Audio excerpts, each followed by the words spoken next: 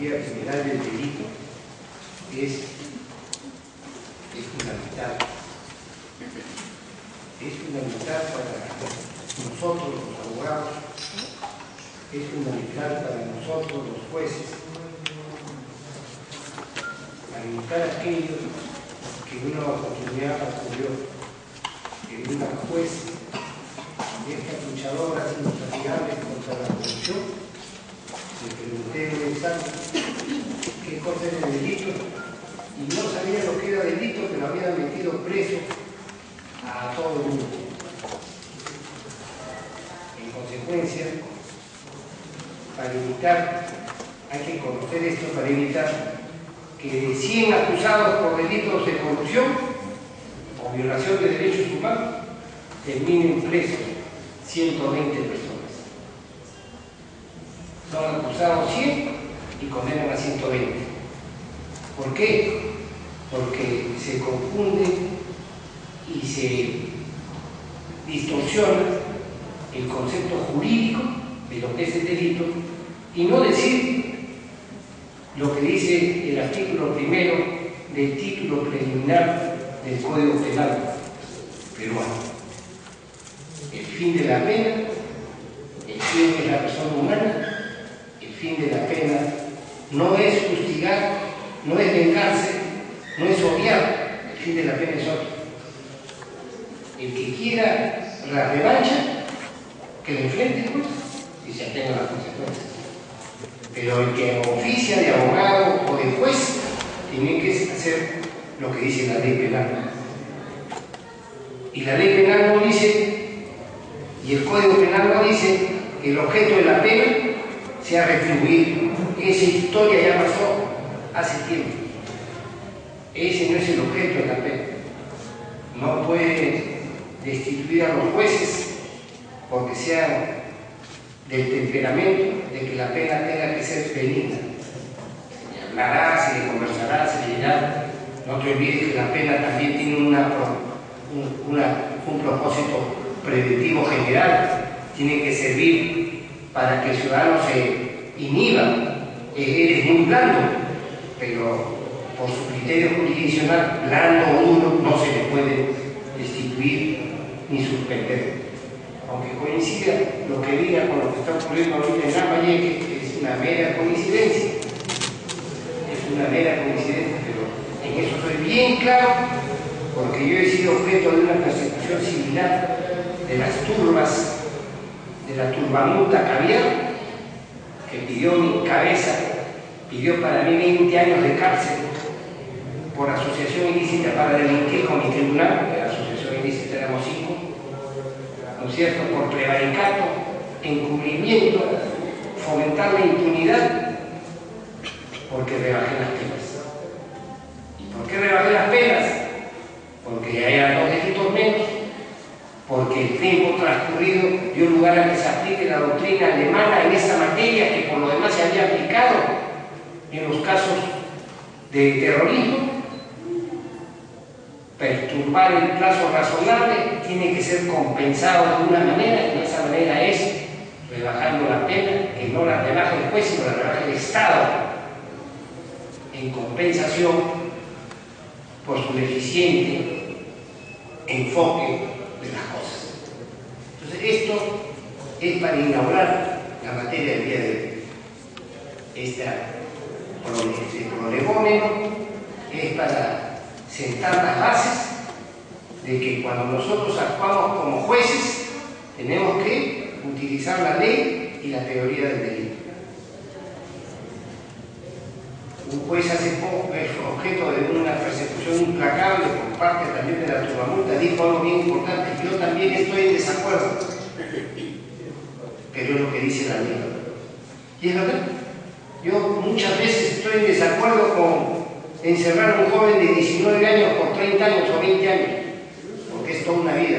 Ayer dije, oiga, yo tengo un hijo de 30 años y este muchacho, perdón, tengo un hijo de 38 años y este muchacho tiene 19, creo que tiene casi la mitad de la edad de mi hijo. ¿Cómo le voy a meter 20 años? No, este hijo, un momentito. El fin de la pena.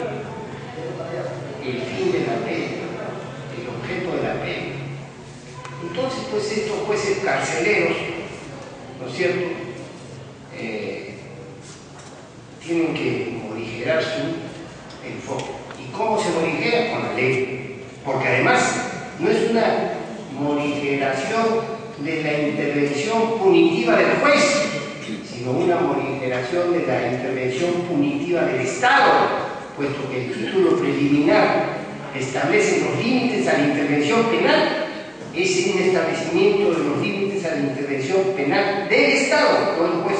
Y nosotros, cuando oficiamos o actuamos como jueces, lo hacemos en representación del Estado. Y más, y en particular, cuando actuamos como jueces penales. Y el Estado tiene que, el Estado quiere arrasar y tenemos que poner un paralelo. Tenemos que avanzar un momentito. Nosotros no somos instrumentos del Poder Ejecutivo, del Gobierno de turno, no somos la punta de lanza de los odiadores profesionales, no. Nosotros somos jueces. Somos jueces.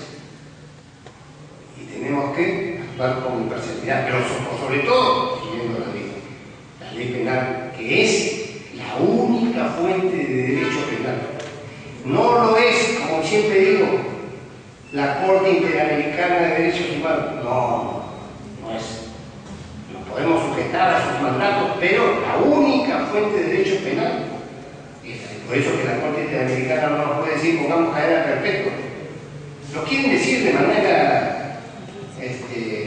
camuflada, descubierta, pero no pueden, porque la única fuente de derecho penal es la ley penal.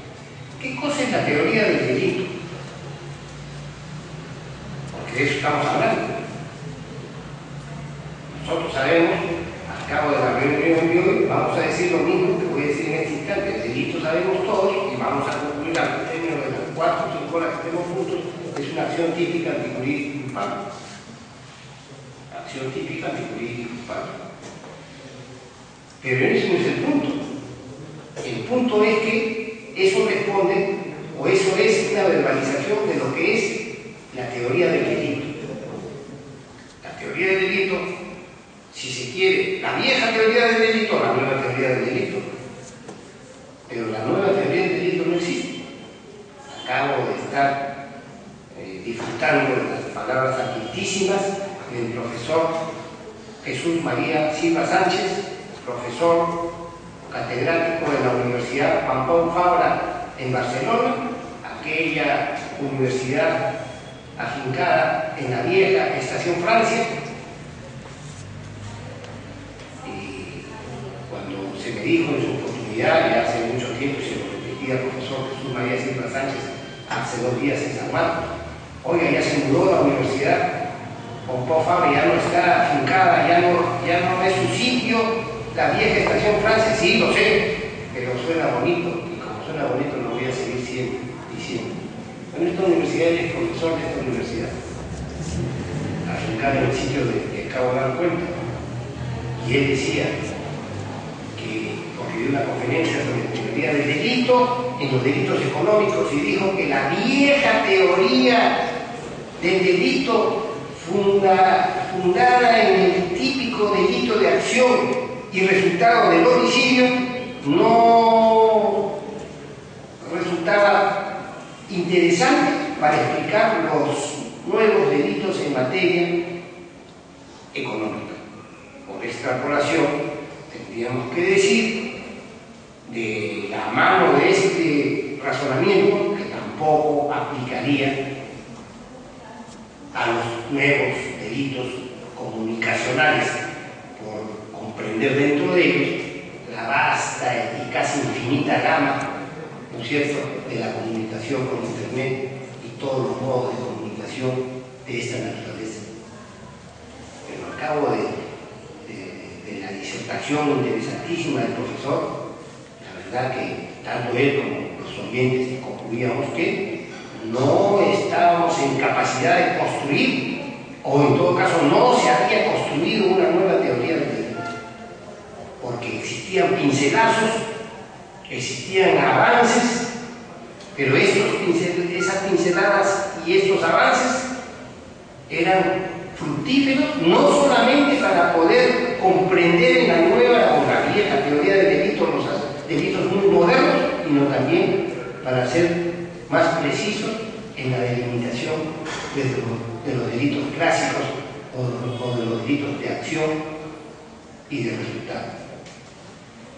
Este solo hecho ya está planteando un asunto bien importante, que estamos, y esto es una oportunidad para todos los hombres de derecho del Perú y del mundo, para ir y reflexionar sobre teoría del delito, solo teoría del delito.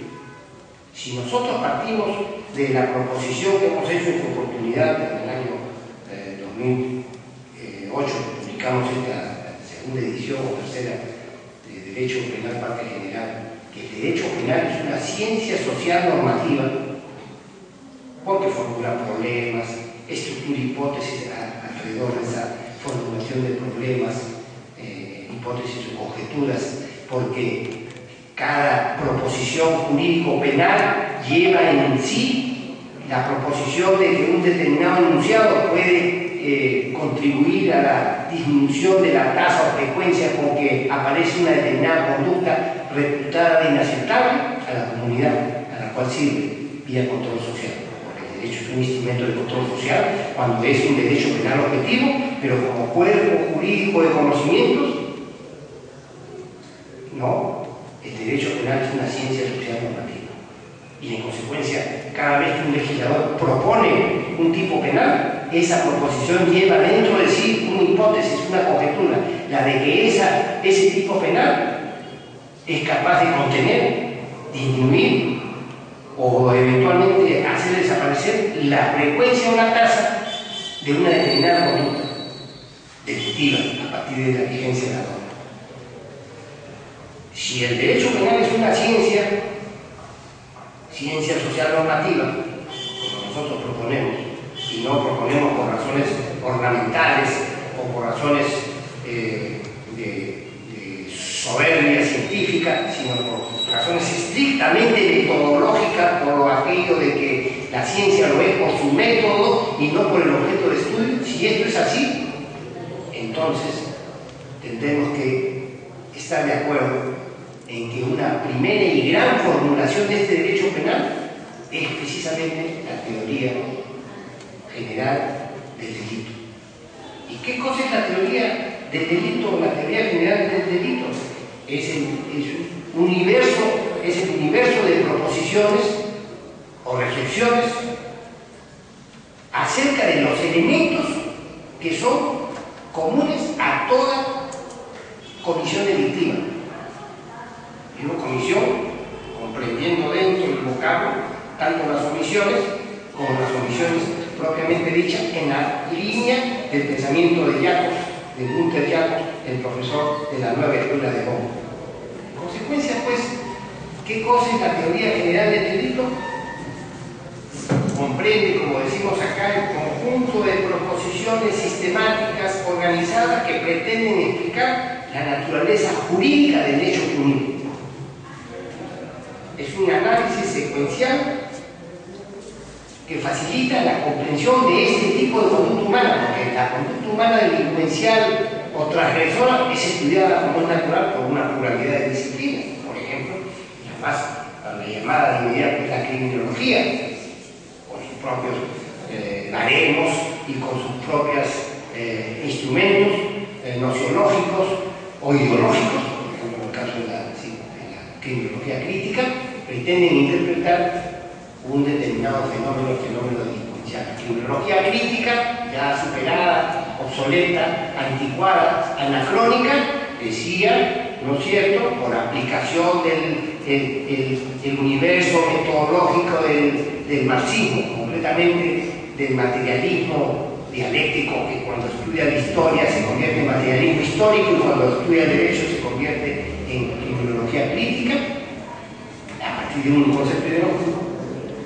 no pudo explicar ese concepto. La psicología también puede explicarlo, pero el objeto nuestro de estudios como derecho penal o como teoría del delito no es propiamente la conducta humana, aunque la comprenda, sino es la naturaleza de las normas. Nuestro objeto de estudio como teoría del delito son propiamente la naturaleza de las normas, no las características del delincuente. modelo clásico de la escuela clásica italiana, ¿no?, del nuevo delincuente de Lombroso, o en la psicología experimental contemporánea aplicada a partir de los trabajos de Bandura, ¿no es cierto?, al estudio del comportamiento, ¿no es cierto?, y el sistema de contingencia de un derecho de una psicología del aprendizaje, ¿no es cierto?, observacional o vicarial, aunque fundamente y sirva luego para explicar en la naturaleza jurídica y hasta sociológica y psicológica también de las normas. Porque cuando yo propongo un tipo penal y propongo una determinada consecuencia jurídica como determinado tipo de pena, nosotros tenemos que, ¿cómo no?, proponer como hipótesis de que esta no es una declaración esencialista, moralizadora, sino que es un instrumento de control social y en consecuencia yo tengo que entender y saber que cuando yo aplico 2, 3 o 4 o 10 o 30 años de cárcel, esta conducta de manera prevención especial o de manera prevención general o vicarial va a surtir un efecto de tal naturaleza que va a disminuir la tasa o frecuencia de esa conducta en la sociedad. Pues yo estoy construyendo derecho. Esta teoría del derecho, ¿no es cierto?, nos permite no solamente conocer la naturaleza jurídica de las normas, sino sus elementos constitutivos, porque es la teoría del delito la que nos dijo con Franz von Liszt en 1884 que el delito es una acción crítica antijurídica y culpable. Antes de esta verbalización, como sabemos todos, tuvimos otras elaboraciones, ¿no es cierto? Ya vamos a decir más adelantito con los trabajos, ¿no es cierto? Yo no quiero remontarme a los griegos, ¿no?, para decir que la parte general o la teoría general del delito o del derecho como parte general comienza desde los griegos. Yo creo que eso suena bien, pero no es verdad, no es cierto. Aunque lo haya dicho algún destacado profesor de derecho, no podríamos remontarnos a los griegos para hablar de la teoría general del delito, pero sí podemos decir que con los trabajos de Beccaria de 1764, los delitos y las penas, comienza la primera elaboración de lo que sería la moderna teoría general del delito, que comienza con la verbalización de 1884 de Franz von Liszt. ¿Pero qué significa esto de la teoría del delito? Significa, pues, que para comenzar, que hacen definiciones de lo que es el delito, porque parte después del objeto de una ciencia es definir su objeto de estudio. Cualquier ciencia, desde la física, define su objeto de estudio y a partir del objeto de estudio establece los métodos que le son naturales y facilitadores de la comprensión de este objeto de estudio. ¿Por qué? Porque es a partir de la naturaleza del objeto que yo establezco cómo lo voy a abordar, no al revés. No, primero establezco el procedimiento y después me entero del objeto de estudio. No, no es así. Así piensan o creen algunos procesalistas, ¿no es cierto?, que terminan siendo domésticos de la norma, serviles de la norma, y están completamente inmovilizados, y lo vemos en los tribunales todos los días. La doctora que ha sido juez lo sabe perfectamente, como lo sabemos todos los que somos jueces. De repente la norma dice, tampoco convierte la norma. Pues no, la norma dice que primero tiene que hablar el fiscal, convierte la norma. Le digo yo, porque yo, claro, como yo no nací en oportunidades de fortaleza, no se lo diga a nadie, pero es verdad, yo no nací en oportunidades, esa es mi fortaleza. Porque cuando me dicen, no, de acuerdo al nuevo código procesal, primero tiene que hablar el procesado y al final el fiscal, o sea, al final el que acude, no, me niego, esto dice la norma, olvídate, yo hago mi manera, me escapo con fidelidad, pero como lo fundamento, pero esa es la verdad. Entonces, la ciencia tiene una característica adicional, y el científico también, y en eso estamos los que hacemos ciencia social normativa. Bachelard decía una cosa que es espléndida: el científico tiene que tener los pies bien firmes en el aire. Repito, Bachelard decía, el científico tiene que tener los pies bien firmes en el aire. Tenemos que estar flotando. No es oportunismo, o si quiere llamar oportunismo epistemológico, científico. Tengo que saber qué cosa me acomoda para fundamentar una situación y darle una solución correcta. Pero si yo me agarro, pues, y me siento una raíz profundísima, ¿no es cierto?, en el procedimiento, como hacen los procesalistas, por eso tienen el cerebro, con perdón si hay alguno esclavizado, no creo que haya ninguno, y si hay alguno, ya se liberó, se aplican y no se mueven nada, no se mueven. Y cuando se mueven solo en la parte de la copa del árbol, porque ellos están enterrados con la norma, dice. Y yo vivo atormentado, como me dicen, pues la norma, dice. Y se agita, porque la norma dice, no me importa lo que diga la norma, tanto lo digo, por supuesto, ¿no? Se lo digo a ustedes en su libertad de expresión y libertad de cátedra, pero pienso sí, oye, a mí que me importa la norma, porque yo como juez tengo que ver la situación. El abogado está diciendo una mamarracha, una porquería, y yo no puedo decir nada porque delante opinión, no es así tampoco. No es así tampoco. Si yo veo que el abogado está diciendo cosas que son disparates, o el fiscal está diciendo, o la vez pasada un abogado de la parte civil decía, señores, hay un delito de difamación en agravio del banco, así, cuéntame qué le dijo al banco. Le dijo pues que no estaban cumpliendo con la ley. No están cumpliendo con la ley, y esa es una ofensa gravísima. Sí, y mete una denuncia por difamación, por calumnia, por injuria grave, porque uno de los abogados de uno de los clientes del banco le dijo al banco que no estaba cumpliendo con la ley. O sea que ni un sacrilegio, era peor que un sacrilegio, dice la de acá de costado, me dice, no estás adelantando primero, que se adelanta primero. Y le digo, si resucitara Lenin lo que hablaba de los bancos, eso sí es para preocuparse. Porque decía de los bancos, no es nada en comparación con lo que muchos de los que estamos aquí presentes diríamos hoy día de los bancos. Sabemos que son los bancos, pero ahí lo dejo, porque no terminó procesado por los bancos. Pero lo cierto pues es que la teoría general del delito es un poco eso, una teoría con la que tenemos que movernos. ¿Por qué tenemos que tener, como dice Bachelard, los pies bien firmes en el aire? Porque tengo que saber y ser capaz de resolver el asunto con flexibilidad nociológica, epistemológica, no sé qué, hasta psicológica. Tengo que tener capacidad.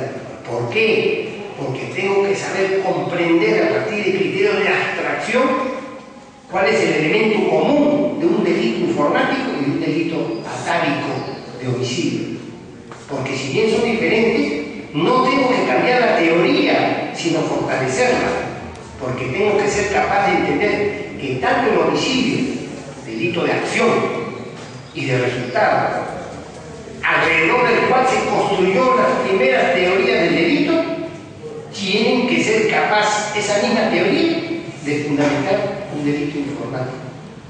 Y es por eso que van evolucionando las definiciones de lo que es el delito. Y así, Carrara, cuando dice que el delito es la infracción de la ley del Estado, no de la ley del Estado, promulgada para proteger la seguridad de los ciudadanos, resultante de un acto externo del hombre, positivo o negativo, moralmente imputable y políticamente dañoso. Nos está diciendo ya Carrara en su programa, ¿no es cierto?, en su famoso programa, el racionalista Carrara, muchos años ya atrás, nos estaba diciendo algo que perfectamente podríamos fundamentarlo ahora. Porque qué duda cabe que es la infracción de la ley del Estado. ¿De cuál Estado? Del Estado territorial, pues. No de la Corte Interamericana de Derechos Humanos, no del Estado territorial. ¿Por qué? Por tal sentido de garantía. Porque hasta donde sabemos nosotros, aún no hay un Estado universal. No hay un Estado universal. El Estado territorial. Promulgada para proteger la seguridad ciudadana. Resultante de un acto externo del hombre. De un acto externo del hombre. Pero es tanto un acto externo del hombre el homicidio con el que se construye la primigenia teoría general del delito como un delito informático. Lo que ocurre es que tenemos que adaptarnos qué cosa es conducta externa para diferenciarla, ¿no es cierto?, del pensamiento, para distinguirla de la ideación, por aquello que sigue vigente y que dijo Ulpiano en la Roma clásica: cogitatione, poena, nemo patitulo. El pensamiento no se castiga. Oiga, usted está pensando mal, y yo, claro, estoy pensando mal, y usted, entre otras cosas, estoy pensando mal. Es verdad, pero no lo he dicho, no lo he verbalizado. Retiro usted lo que acaba de decir, bueno, retiro lo que digo, no lo que pienso. Por aquello de cogitatione, poena, nemo patitulo. El pensamiento no se puede castigar. Puedo retirar la verbalización, es acto externo, he verbalizado un agravio, una ofensa. Si le digo a unas personas, ¿no es cierto?, que verdaderamente actúan como reptiles, tengo que retirarlo, porque no ha sido mi intención ofender a los reptiles. ¿No es cierto? Por poner un ejemplo, si se quiere, ingenioso. Retiro la palabra en salvaguarda de la naturaleza. No quiso ofender a los reptiles, porque tienen un comportamiento mucho más despreciable, porque el reptil pues, se guía por su instinto de conservación y todo este mundo. Por eso que, ¿no es cierto?, uno a veces tiene que soltar determinadas prendas para, como dicen los chinos, mover la hierba para que salgan las serpientes y descubrirlos, ¿no es cierto? Y eso cada rato es la técnica. Por esto de la hierba salen las avispas o salen los reptiles. Una vez que los tengo individualizados, ya después veo cómo los calmo, ¿no es cierto? Bueno, es un acto externo del hombre, dice Carrara. No hay acto interno. ¿Por qué? Porque como dice, tiene que ser un acto externo, pues. Un acto externo, objetivamente dañoso, principio de lesividad, que está comprendido ya en el título preliminar del Código Penal.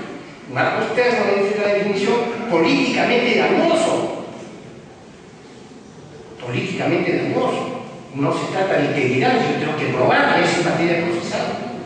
André Malraux decía: si todo el mundo supiese lo que todo el mundo dice de todo el mundo, nadie hablaría de nadie. ¿No es cierto? En consecuencia, pues, tenemos que en el mundo del derecho entrar a lo que son cosas verdaderamente políticamente dañosas de cara al principio de integridad y moralmente imputables. Lo decía Carrara mucho antes de que se construyera la moderna teoría de imputación objetiva. Y dice Carrara en su vieja definición, el sumo maestro de Pisa, resultante de un acto del hombre moralmente imputable, políticamente dañoso, principio de lesividad, y moralmente imputable. Moralmente imputable, ¿qué significa moralmente? En el lenguaje jurídico de Carrara significa no moral desde la perspectiva moralizadora, moralizante, policíaca, el paranoico de los caviares, no. Significa moralmente, significa jurídicamente imputable, conforme ya la moderna teoría del delito. Cuando yo le puedo imputar un resultado a una persona, cuando ese resultado, analizado y mirado de cara a la ley, a la norma o criterio valorativo, se lo puede imputar a él. O sea, no es el local moralmente imputable. Carrara lo dijo, pero si Carrara resucitara y tuviera que reformular su formulación, diría jurídicamente imputable. Tú me tienes que imputar un resultado jurídicamente imputable. Oiga, un magistrado, el sujeto dijo: bueno, mi cliente no ha participado en el evento de patatín, patatán. Un momentito interrumpe. ¿Cómo que no ha participado si él no dice que ha estado ahí, ha hecho esto y ha hecho lo otro? Bueno, sí, entonces ha participado. No ha participado. Porque participar en un homicidio no consiste en matar al otro. No, yo puedo haber matado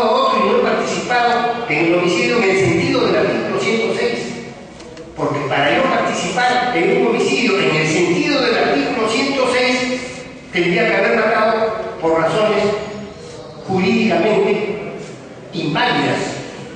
Pero si alguien mata A, mata B, en el ejercicio de la legítima defensa, ha participado en un homicidio desde la perspectiva naturalística, pero no desde la perspectiva jurídica, porque lo ampara una causa de justificación. Entonces, pues, cuando hablamos de participar, tenemos que hablar con criterio jurídico. Y esto es lo que tenemos que, esto es lo importante, lo nuclear de la teoría del delito, que es de lo que tenemos que hablar hoy día.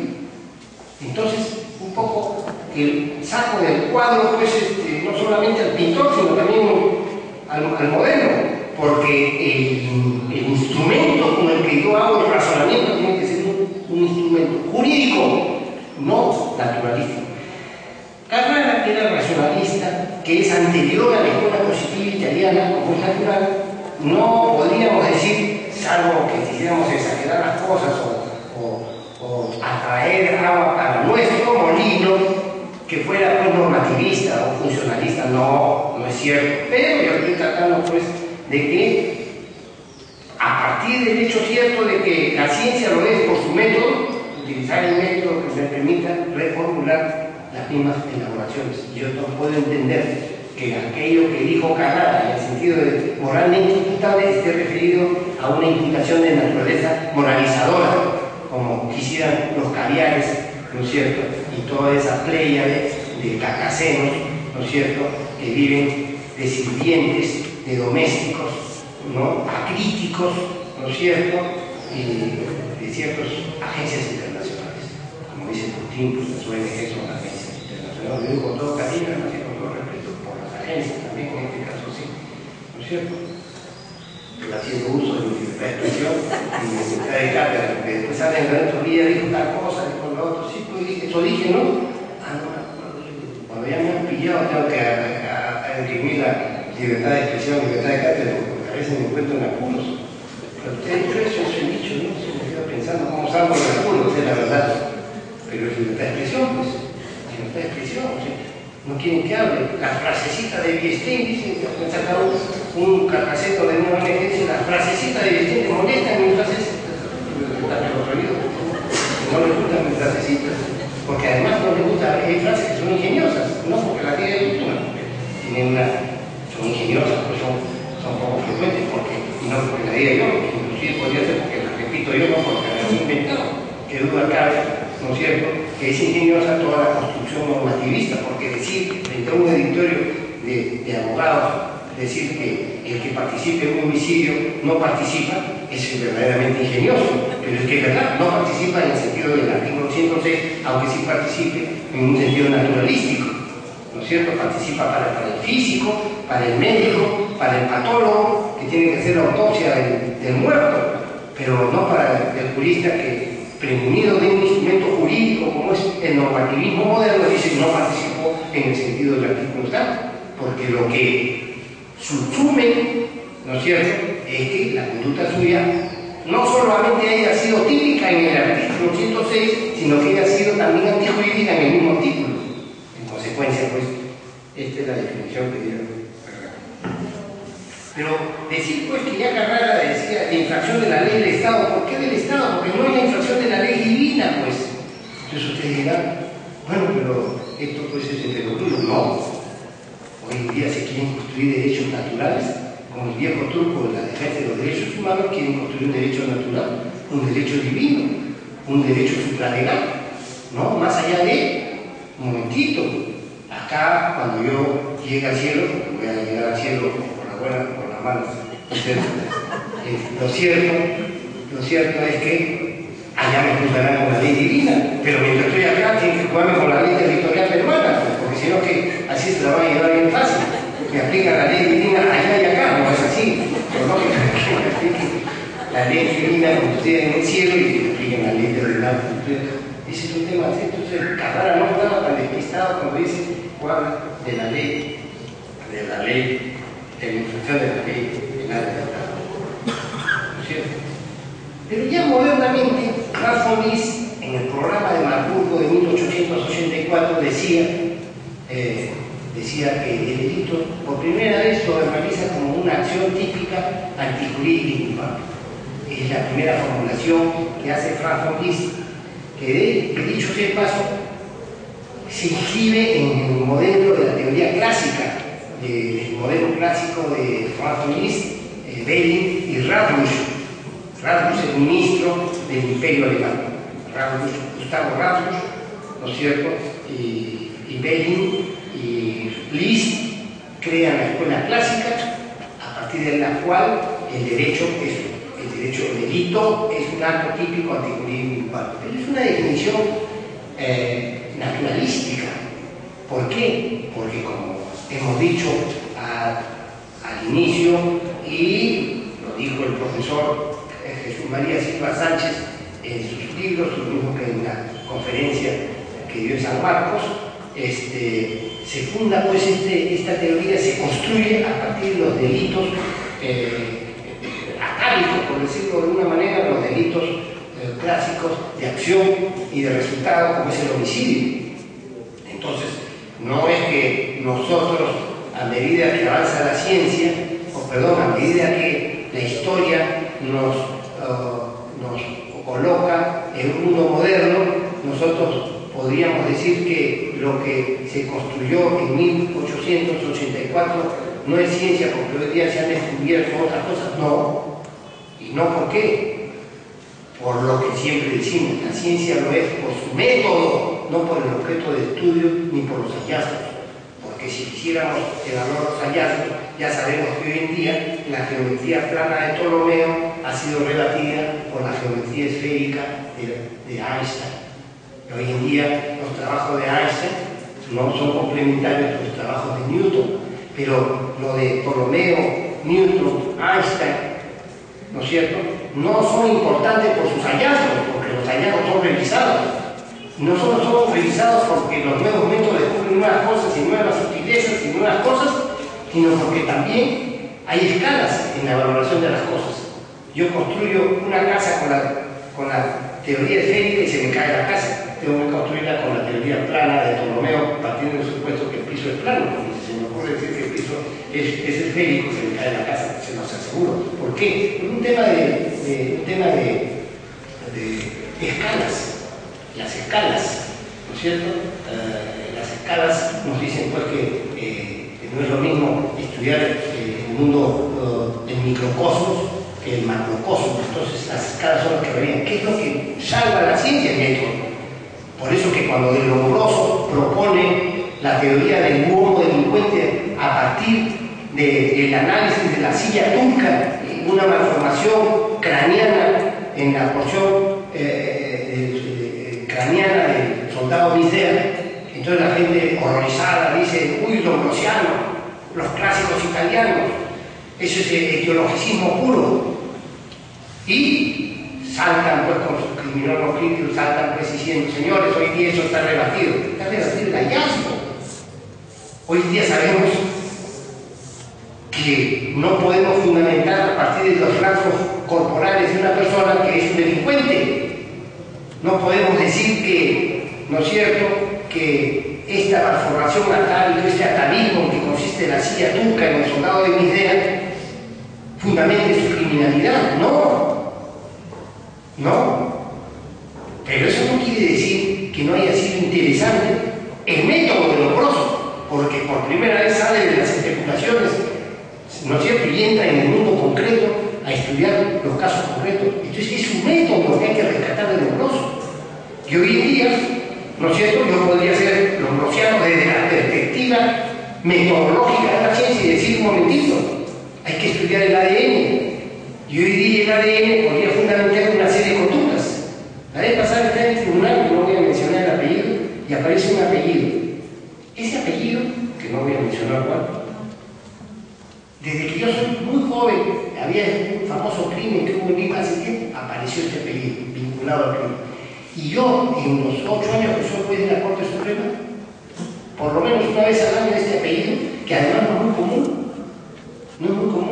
no es aparece siempre asociado a crímenes de esta naturaleza. Entonces la pregunta que uno lombrosiana podría hacer: ¿y qué pasa si tira por ahí un ADN suelto? No sabemos. No sé, yo no puedo decir que no, tampoco puedo decir que sí, porque si yo digo a priori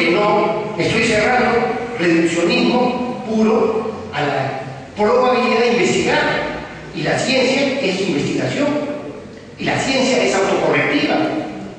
Cuando yo propongo una cosa, ¿no es cierto?, yo investigo.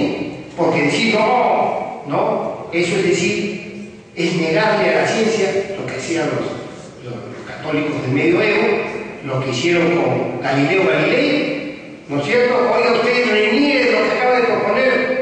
Bueno, pues reniego, porque si no lo vamos a matar, lo vamos a colgar, lo vamos a quemar vivo, o lo vamos a encerrar de por vida. Bueno, pues dice Galileo Galilei, que era un buen científico, pero era valiente de luego, y dice, ya reniego de lo que he dicho, expulse nu. Reniego de lo que he dicho, expulse nu. Ya es verdad, no es cierto, pero la Tierra se sigue moviendo alrededor del Sol. En el rescate de la teoría copernicana. Expulse nu, ya pues, pero se mueve. Expulse nu. Pero lo querían obligar a que no diga una cosa, un momentito. Si a alguien se le ocurre estudiar la viabilidad de que el ADN tenga que ver con la proclividad del desarrollo de ciertas conductas, no podríamos decir, pero no, eso no se puede investigar. Lo que sí podemos decir es lo que yo siempre digo. A mí no me vengan con el famoso certificado antropológico para condenar o absolver a un hombre, porque eso es racismo puro, eso es otra cosa. Certificado antropológico. ¿Y para qué cosa es eso? Le pregunto yo. Bueno, es para ver si es una chánica que está transcultural. Es racismo puro. O sea que porque es chánica lo suelto o lo condeno. No, eso es racismo puro. Si tú me hablas del error culturalmente condicionado conforme al artículo 15 del Código Penal, entonces no me hables de un certificado antropológico, pues, ni me hables de un certificado de ADN. ¿No es cierto? Ese es racismo puro. Hablan en todo caso, ¿no es cierto?, de una certificación de patrones culturales. ¿Qué cosa es la costumbre? ¿Qué cosa es la costumbre en ese medio social? La costumbre es que desde que son mozos, ¿no es cierto?, se amanceban, desde que son mozos, lo crean por el calor, por los estímulos de la naturaleza o por el amor. Porque esas leyes eurofóbicas había que mirarlas con cuidado. Hay unas leyes que son draconianas. La vez pasada querían meter a un joven 25 años de cárcel en un tribunal porque se había acostado con su enamorada de 17. ¿Y él qué edad tiene? 18. Y se fue con su enamorada de 17. Y 25 años de cárcel. ¿Por qué? Porque dice la ley. ¿Qué ley? No digo lo que le dije con la ley, pero como es natural, jamás voy a meter preso un joven por hacer el amor.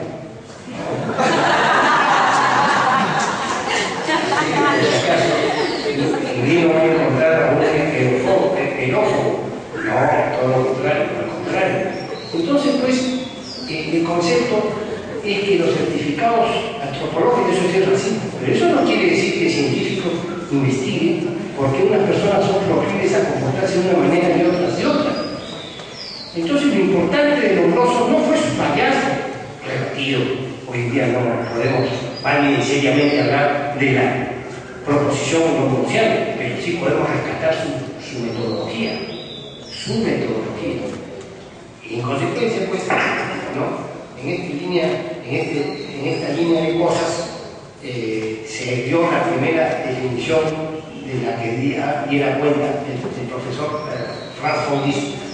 Ya posteriormente, otros autores han hecho definiciones.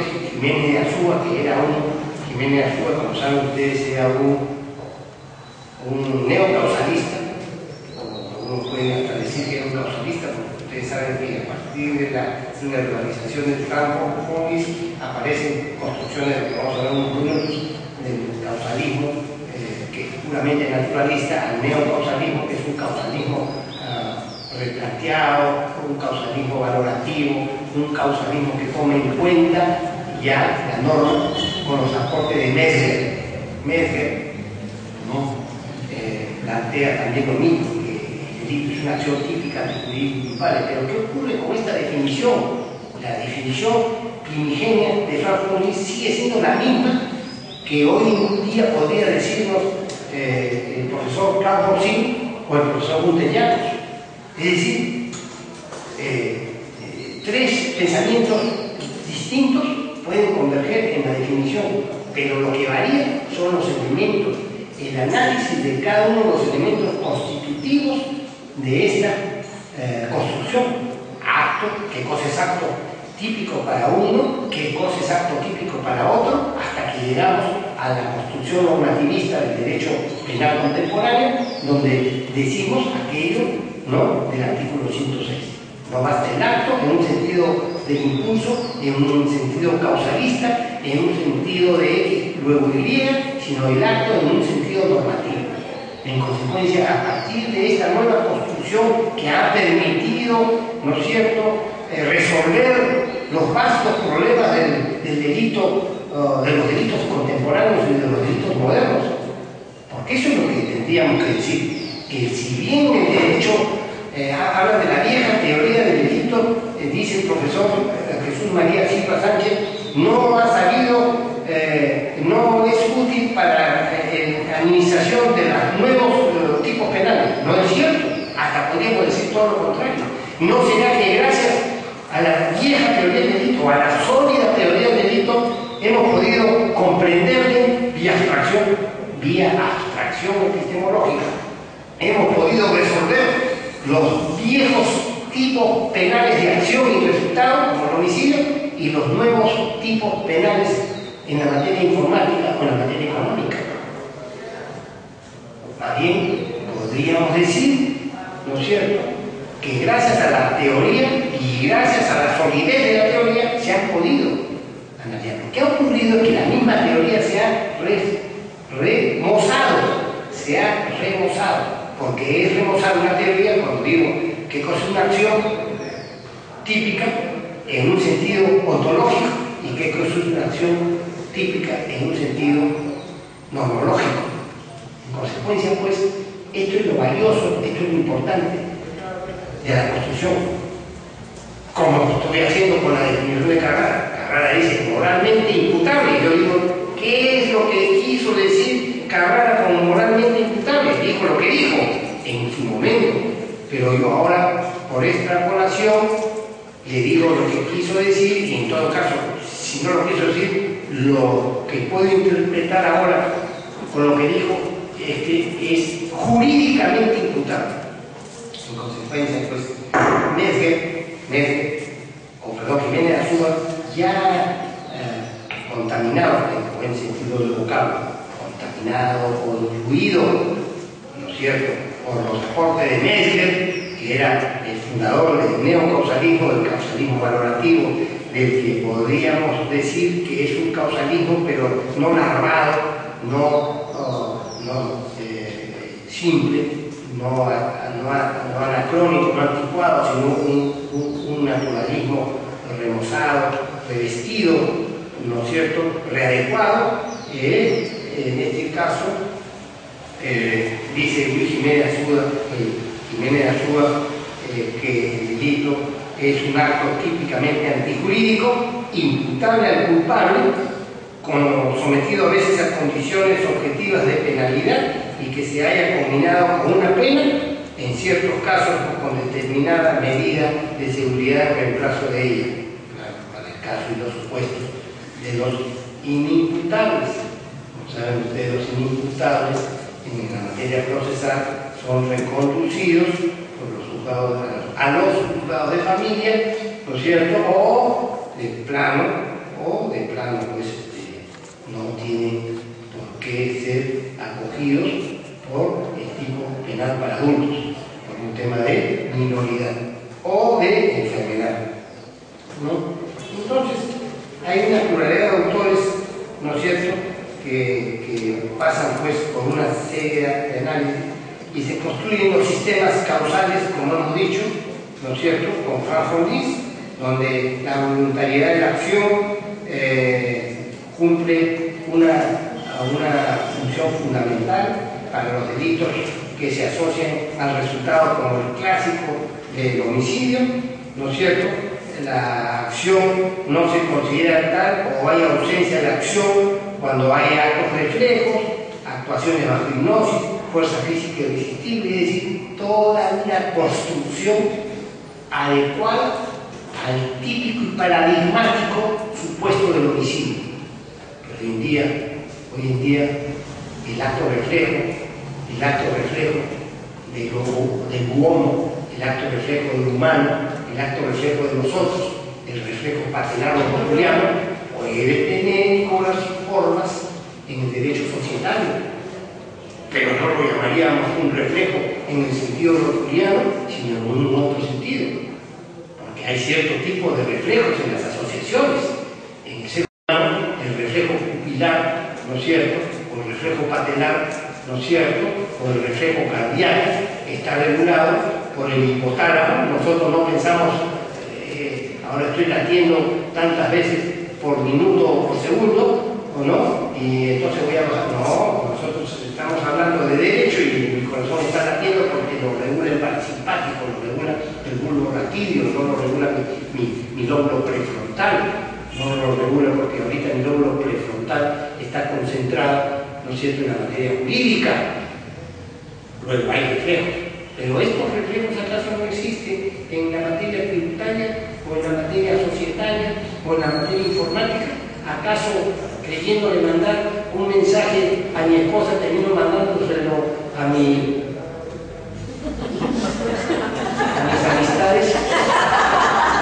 Eso puede ser, y en consecuencia pues puede imputársele al emisor un acto de esa naturaleza, cuando ha sido un acto reflejo, un acto en el que se ha conjurado y se ha confabulado el sistema del mensaje, del messenger o del WhatsApp, porque me ha ocurrido. Sorry. En una ocasión hice una chanza, una gracia con este tema. Yo era presidente de la Corte Suprema y por ahí a veces me puedo decir que no habíamos ejecutado el presupuesto, es una dirección, un paréntesis, no habíamos ejecutado el presupuesto sino al 90%. Y esto era una demostración de que yo era un ineficiente gestor, porque no se olviden que en el sector público el concepto no es ahorrar, sino cumplir con el presupuesto. Si yo puedo ahorrar, en vez de gastar el 100% del presupuesto, gasto el 80%, soy un inútil, porque no existe el concepto de ahorro. El ahorro es en la vida privada, ¿no es cierto? No en la vida pública. En la vida pública yo tengo que gastar lo que es el presupuesto, porque si no, si el presupuesto es mal, soy un inepto, pues se supone que siempre el presupuesto puedo gastar. El 90%. Entonces yo dije, no es verdad, pero en ese momento yo no tenía la data a las manos, al alcance. Entonces mandé un mensaje al gerente general, me dije, no es cierto, explíqueme. Entonces yo seguía hablando en la reunión, ¿no? Entonces, hasta que me dio un primer flash, y toda la prensa estaba conmigo, flash. No es cierto, no es verdad que ese 97, es el 99% de infracción. Yo seguía hablando, me acaba de dar el gerente general, y pues el flash, y las cortes están en esto, dos, un flash tercero, y el cuarto flash que no llegó, yo ya lo hice el pueblo, flash, te quiero, te amo, perdón, no es esto, toda la prensa se echó a reír porque es verdad que ocurre. Yo estoy recibiendo mensajes, ¿no es cierto?, mensajes cognitivos, y después uno recibe un mensaje afectivo, ¿no es cierto? A mí no me ha ocurrido, pero me han contado otros que sí les ocurre. Entonces, pueden haber conductas reflejas, sí pueden haber, habría que estudiar en la reformulación de las viejas teorías del derecho, cómo es que en los delitos modernos podrían haber ausencias de acto. Por ejemplo, podría fundamentar un concepto de ausencia de acto ciertas realizaciones del personal, ¿no es cierto?, que no está involucrado en el dominio del derecho administrativo. Puede de pronto aparecer por ahí una conducta refleja. Pueden haber acciones bajo hipnosis, ¿no es cierto?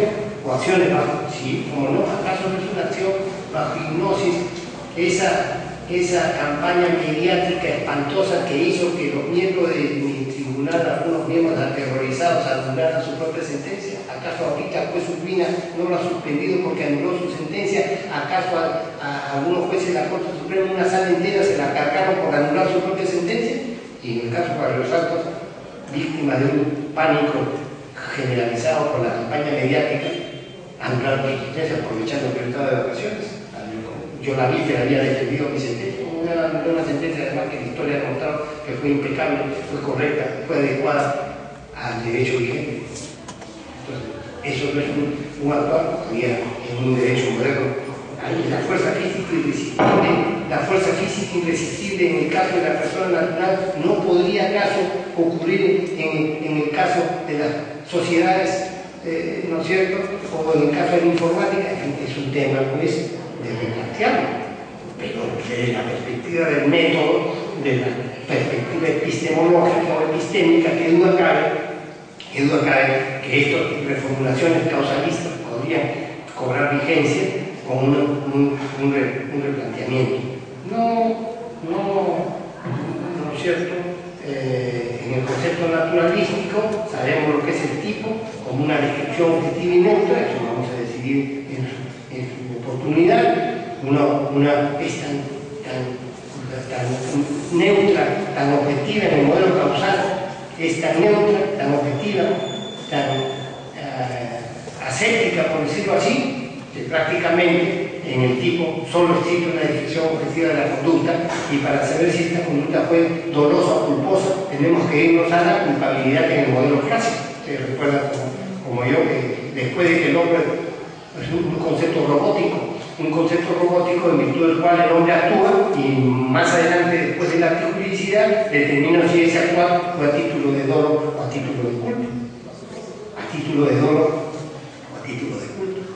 En consecuencia, pues, esto es una reformulación que después como es natural, no aparece aparece el neocausalismo, ¿no es cierto? Y en el neocausalismo el planteamiento fundamental es que no basta, pues, un actuar natural para entender la conducta, sino nosotros tenemos que hablar de la conducta que tiene importancia en el sentido normativo, en el aparato legal. Entonces ya no me importan todas las conductas, que son infinitas. El universo de conductas es infinito, y solo con revisar el Renacimiento italiano sabríamos la capacidad creativa infinita que tiene el hombre en sus creaciones artísticas. Y si vemos la filosofía alemana, sus creaciones filosóficas, y si vemos en todos los campos del saber, la conducta y la inventiva del hombre es infinita. Ese es el gran activo del ser humano. En consecuencia, pues, no van a venir los puristas, los legisladores a castigarlo todo, y los jueces no pueden castigarlo todo, tienen que escoger de este universo de conductas, de este vasto universo de conductas, aquellas que consideran son inaceptables. Nos ponemos de acuerdo, son inaceptables. A partir de ahora no vamos a aceptar. Oiga, pero el adulterio, no, pues el adulterio ya no es delito, porque hemos llegado a la conclusión de que no es, tiene que reconducirse con derecho civil. No es permitido por el derecho civil, pero ¿por qué tienes que criminalizarlo? Déjalo ahí tranquilo. El incesto no es, pero es que es inmoral también, pues es inmoral, pero no tiene del universo. No se olvide que el Marqués de Sade pasó 30 años preso por escribir sus libros, ¿no es cierto?, prohibidos, y ahora los leemos para deleite de todos los que nos gusta la literatura de ese carácter, ¿no es cierto?, pero dicho sea de paso, estuvo 30 años preso. ¿Y de qué nos habíamos perdido? De un aporte literario importante, ¿no es cierto?, si es que ese hombre se hubiese prohibido pensar. Entonces, pues, el legislador no puede sustituirse a la naturaleza al extremo de querer suprimir todas las conductas como quieren los caviares. No, tenemos que respetar las diferencias entre nosotros, las diferencias de criterio, de pensamiento. Entonces solo escoger aquellas conductas. Entonces, del universo de conductas, nosotros escogemos aquellas. Y dentro de las que escogemos, aquellas que están en el tipo penal son las únicas que nos deben convocar para los propósitos del derecho penal. Porque quieren, por supuesto, los caviares, ya está. Hay una sentencia de un expresidente, que no voy a mencionar, ¿no es cierto?, donde prácticamente le aplica la doctrina de Nuremberg. Solo faltó que lo colgaran, como colgaron a Keitel, ¿no?, o a Goethe, que lo colgaron muerto ya cadáver, porque el odio era más fuerte que, ¿no es cierto?, que la realidad. Entonces, pues, no le puede, hay un expresidente que le aplicaba la teoría de Nuremberg. Y ahorita el que lo condenó sigue haciendo cargas diciendo que es lo correcto contra los derechos humanos. No, pues señor, ustedes cuando hablan de conductas tienen que ser las conductas que están en el tipo, y esas conductas que están en el tipo y solo en el tipo tienen que ser manejadas e interpretadas conforme el tipo. Por ejemplo, el delito de lesa humanidad no existe en el Perú, no existe. Puede que exista en el ámbito coloquial, en el ámbito histórico, claro que existe, ¿cómo no? ¿Existió lesa humanidad en la Alemania nazi? ¿Cómo no? Por supuesto que existió. Se le aplicó un aparato jurídico a partir de una serie de interpretaciones y se aplicó. Y está muy bien, porque además los crímenes eran atroces, eran sistemáticos, eran me pareció muy bien. Pero hoy en día en Perú no existe ese tipo de pena, no existe, porque no se da por razones técnicas. Pero claro que ha habido y hay delitos de violación de derechos humanos, y gravísimos. Pues se aplica ¿cuál? La ley vigente en el momento de la comisión. No, le hay que aplicar una pena más brava. No se puede, pues. Y ayer les dije, por si acaso, en los plenos jurisprudenciales, todo lo que ustedes quieran. Pero si son ilegales, van a interponer una acción de inconstitucionalidad. Porque ¿en qué supuesto son ilegales? Por ejemplo, si se quieren tirar abajo el principio de legalidad, no un crimen, no una poema, sino una ley. Entonces uno, de mi costado, hizo un gesto desaprobador, un cuasi ronquido, un gruñido ininteligible, ¿no es cierto?, que me estaba indicando que estaba en desacuerdo con mi proposición. O sea, la tía, pues, en su corazón al vallecano, la tía en su corazón, aunque no es la vallecana, porque de las alturas de Piura, pero ha sido pues acá, la tía, pues, no sé, la tía, su corazoncito, pues, caviar, ¿no? Me conocía de caviar porque fue rojo, y se metamorfoseó y se convirtió, pues, hizo o sea, que está llano a cargarse el principio de legalidad cuando aquí hay que condenar a militares, porque cuando hay que condenar terrugos, ahí sí la cosa cambia, ¿no? Ahí sí la cosa cambia, el principio de legalidad, un crimen, una poema sin eje, amnistías, indultos, rebaja de la pena, por plazo razonable, entonces, la conducta, el sistema neocausalista nos dice eso, no un momentito, no solamente la conducta del catálogo, sino que además esas conductas del catálogo me las tienen ustedes que tratar de cara al catálogo. Cuando usted me habla de homicidio, me habla de homicidio en el sentido normativo. No en otro sentido. ¿Por qué? Porque, por ejemplo, si una persona pasa al lado, y ahí surge todo el tema de las construcciones modernas, de la bofetada. Una bofetada que acarrea la muerte de su víctima, aparece pues la relación de causalidad desde una perspectiva causalista o desde una perspectiva normativa. Desde una perspectiva causalista, una bofetada no es idónea para producir la muerte. De donde surge que si murió, se murió pues de lo que sea, pero no de la bofetada, ¿no es cierto? Y en el caso, eso fue necesario. No cambiar la teoría ni la verbalización, sino cambiar el análisis, cambiar los métodos de análisis. Uno de esos métodos es el normativo, que se lo debemos a Metzger. Luego viene el trabajo vienen los aportes del profesor Wenzel, Hans Wenzel, profesor de la vieja escuela de Bonn. Yo he conocido el despacho en el que despachaba Wenzel, del mismo modo que conocí el despacho en el que despachaba, porque ya ahora es profesor emérito, el profesor Gunther Jacobs, en Bonn. En Bonn hay dos edificaciones, la moderna y la antigua, y en Bonn, que es una ciudad muy pequeña relativamente, despachaba el profesor Wenzel. Después del profesor Wenzel estudió el profesor Kaufmann, después de Kaufmann estudió el profesor Gunther Jacobs, y bueno, el profesor Wenzel construye alrededor de los años 30 su teoría, y él hace una proposición muy simple, por eso muy simple, como el poema de Monterroso. Son las líneas del poema de Monterroso, guatemalteco, usted me recordará, ¿no es cierto? Me desperté, ¿no? Una sola frase de Monterroso es un poema, del mismo modo que el profesor Wenzel dice: la acción es el ejercicio de la actividad, la acción es el ejercicio de una actividad finalista. Esa es toda su frase. Por supuesto, escribió un libro, pero el libro de él, lo importante del libro de él es esta frase: la acción es el ejercicio de la actividad finalista.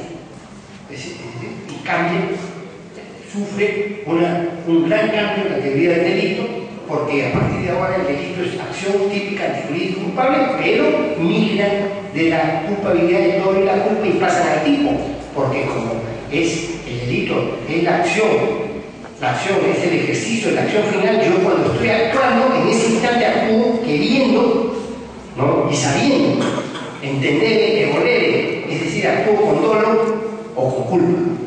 Con culpa por infracción de deber, o por culpa por impericia, o por, como se dice modernamente, subestimar, infringir el deber de cuidado. Un deber de cuidado que ahora también lo quieren llevar al extremo. Ya lo quieren llevar al extremo, pero eso es otra cosa. Infracción del deber de cuidado, que no tiene un baremo que me permita limitarlo, pero bueno, ya es algo hablar de la infracción del deber de cuidado, ¿no es cierto? Pero lo importante de la Corte de Belsen es que con Belsen el dolo y la culpa pasan o migran de la culpabilidad tipo y atrofiándose la culpabilidad e hipertrofiándose el tipo. Pero esta es una proposición así, muy simple, con la que se produce una revolución del derecho y de la teoría del delito. Una proposición que de una sola línea, por eso que yo desde mis años mozos he sido enemigo, ¿no? Y sigo siendo un activo militante de que las grandes proposiciones no tienen que ser voluminosas. Cuando yo estaba en San Marcos y presento una tesis, el profesor de entonces, ¿no es cierto?, que ahora se ha dedicado a hacer novelística, me dijo, esa tesis me caló la tesis, la puse y me dijo, cuando esté así, regrese. ¿Por qué le digo? Porque como es natural, mi corazón rebelde no aceptó y le dijo, dígame por qué. Le dije, Albert Einstein escribió su teoría de la relatividad, por la cual, la teoría eléctrica, por la cual le dieron el premio Nobel, es un trabajo de 25 páginas. Sí, pero usted no es Albert Einstein. ¿Y cómo sabe si no ha leído mi tesis? Claro, el por qué tenía que suponer que en esas páginas no había escrito, ¿no es cierto? Es como que le hubiesen dicho a Monterroso, escriba usted otro poema o escribió una sola línea, ¿no es cierto? ¿No es cierto? No es así. Entonces hay cosas que no se miden por volumen, sino por la naturaleza del aporte. Por la naturaleza del aporte. Es muy importante.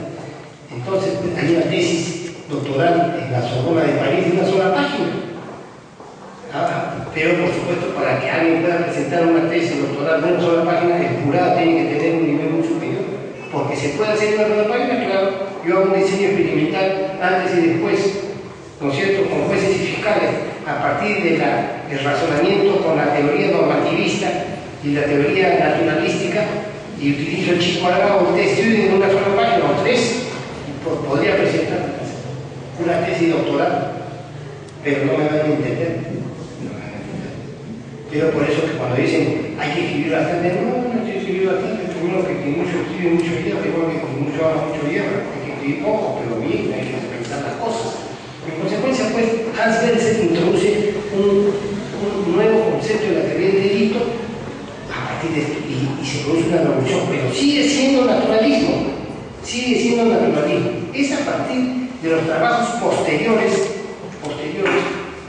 ¿no es cierto?, con el sistema funcionalista, el funcionalismo primigenio de Klaus Roxin, político criminal de Klaus Roxin, hasta el funcionalismo de los modernos, que es el funcionalismo de Jacobson, que cambia de derecho. Pero en el interín, ¿no es cierto?, hay una famosa escuela, la escuela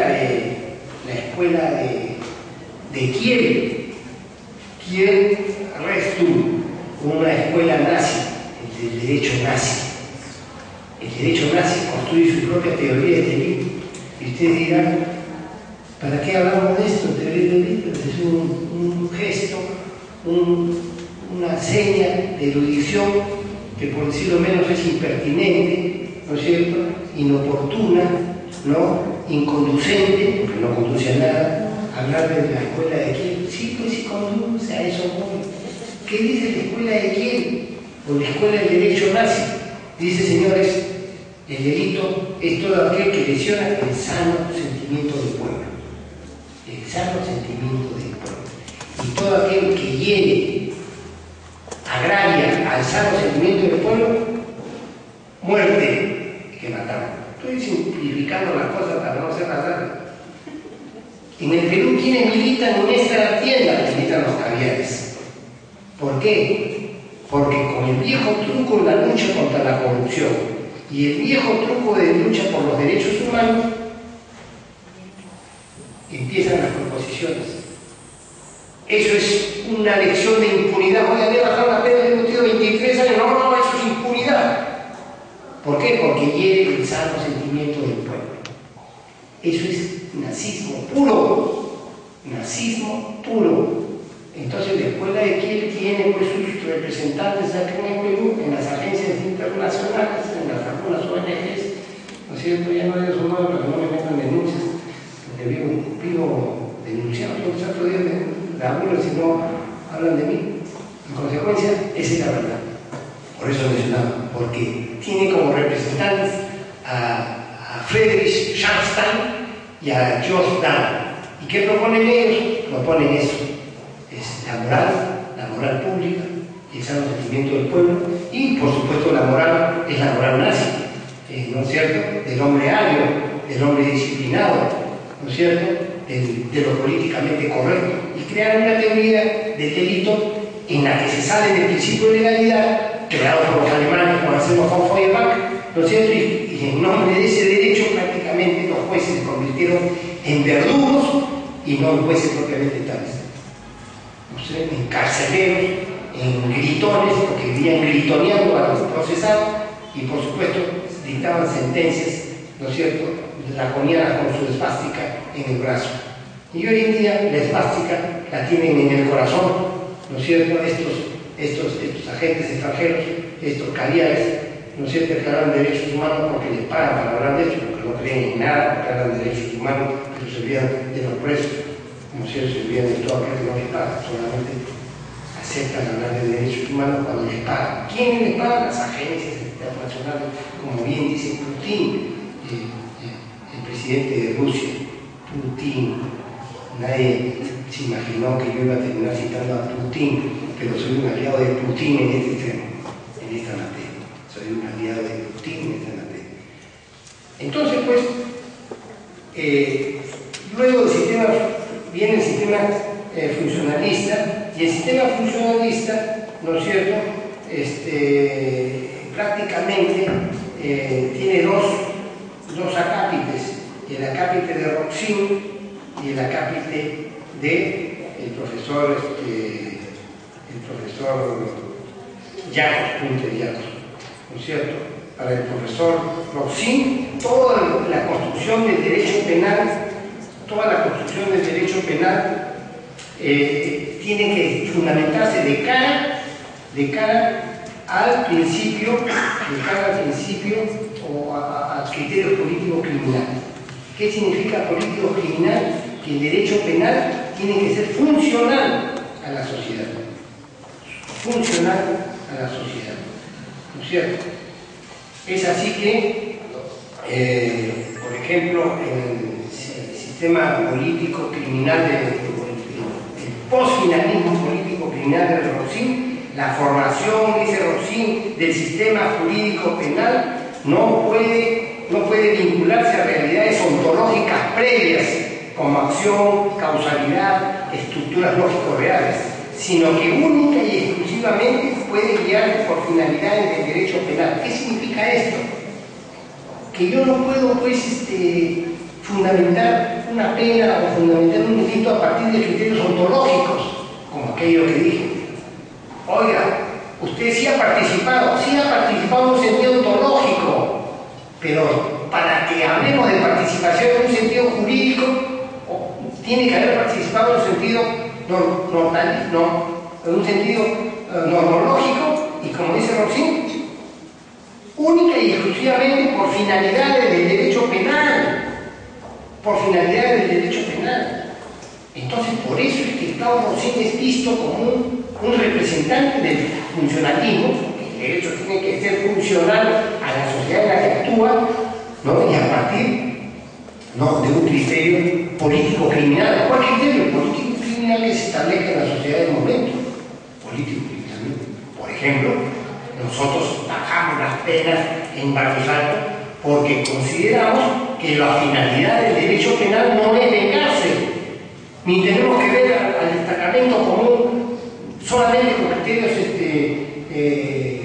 ontológicos, como malhechores implacables no, tenemos que utilizar el concepto de la finalidad del derecho penal, que además cumple una finalidad no solamente de prevención especial, sino de prevención general y también, como no, de un equilibrio.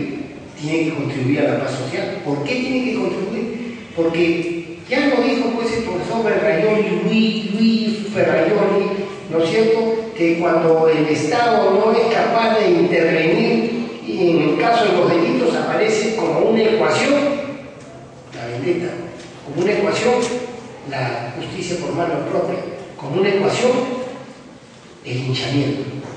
Entonces, si existen dos partes en conflicto, como es el asunto sometido a los jueces, donde un grupo mató a otro grupo, ¿no es cierto?, y se ha producido entre grupos conflictos, guerra, una confrontación, no se puede pues solamente ver y aplicar la consecuencia jurídica tomando partido solo por una de las partes.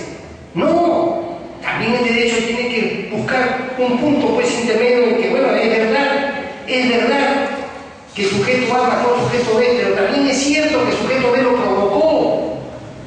No, que el derecho de las víctimas no hubo provocación. ¿Y eso qué tiene que ver con lo que competencia de la víctima? No existe un instrumento moderno en el derecho penal normativista y funcional de competencia de las víctimas. Existe, no lo he inventado yo. ¿A qué caso se aplica? Se aplica a los delitos de acción y se aplica por extrapolación a todo tipo de comisión. Entonces, pues, el derecho no solamente cumple una función retributiva. Ah, tú hiciste A, dijo B, ojo por ojo, diente por diente, el derecho talional. En consecuencia le aplico lo mismo. Pero no te puedo matar porque el Perú ha suscrito las convenciones para ti, entonces te meto cadena perpetua o te meto la pena. Está bien, está bien. Pero cuando ha habido de por medio otro tipo de consideraciones y aparece durante el proceso otro tipo de eventos, yo tengo que discernir justicia porque la esperan todos. La espera para comenzar el procesado. El procesado que tiene un banquillo, lo menos que espera es que yo no sea un componente reflejo del sistema. La prensa dice que lo condena porque hay jueces que primero leen el diario y después siguen en el fallo. Entonces se produce un determinado crimen, así que dice el diario tal, el diario allá. Ya tiene que diga lo que diga, yo tengo la sentencia acá. Entonces son tan cínicos que dicen, hacen una pregunta, adelanto opinión, yo no adelanto opinión, estoy preguntando para ver de qué se tratan las cosas. Pero lo de la opinión, ya tú no solo adelantas opinión, sino tu sentencia la tienes escrita, que es peor. ¿Por qué? Porque nosotros debemos discernir justicia mirando para. Entonces, ya el postulanismo político criminal de Klaus Roussin en la teoría del delito dice, toda la construcción jurídico-penal tiene que hacerse con base en las finalidades político-criminales del derecho. ¿Qué cosa pretende ver? Artículo primero.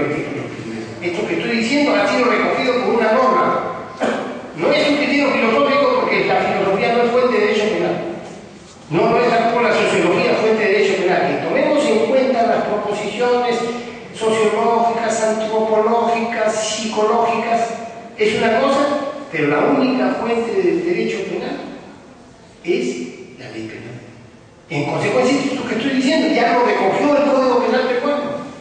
O sea, no es que yo siga a Roussin y no debí seguir a no, ya olvídate de Roussin. Yo digo que dice el artículo primero del Código Penal. Y el Código Penal peruano dice esto. El fin de la pena, ¿no es cierto?, es la persona humana, la resocialización y la sociedad y la seguridad ciudadana. Entonces tengo que ver prevención general, prevención especial, solución del conflicto y tratar pues. Entonces no es una cuestión de que me pongan un cartel los defensores humanos, ponen un cartelito afuera y ponen el retrato de los jueces y unas ratas abajo caminando. Después hablan de defensa de los derechos humanos. Ellos hablan de los derechos humanos pero ponen ratas, roedores, ¿no?, de debajo del retrato del juez. ¿Con qué objeto? Con el objeto de denigrar y con los derechos humanos, o sea, el concepto de dignidad se los ataron a la garrocha. Así son, pues, son cínicos, es que no creen. Es como son jueces, ¿no es cierto?, que escriben, ¿no? Y después se dicta sentencia y dicen todo lo contrario de lo que han escrito. Yo tengo un juez de la Corte Suprema que ha escrito un libro sobre determinación judicial de la pena. Agarré y leí 3 páginas juntas y cuando terminé de leer las páginas yo estaba al borde del llanto. Las lágrimas me brotaban, emocionado con todo lo que decía de la pena del Estado draconiano, de la clase del Estado que instrumentaliza, el Estado opresor impone penas. Y yo lloraba, ya no podía leer, me sacaba el pañuelo de llanto,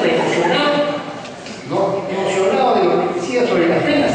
Y cuando salió la sentencia de los retratos, salió en los canales de televisión a hablar peso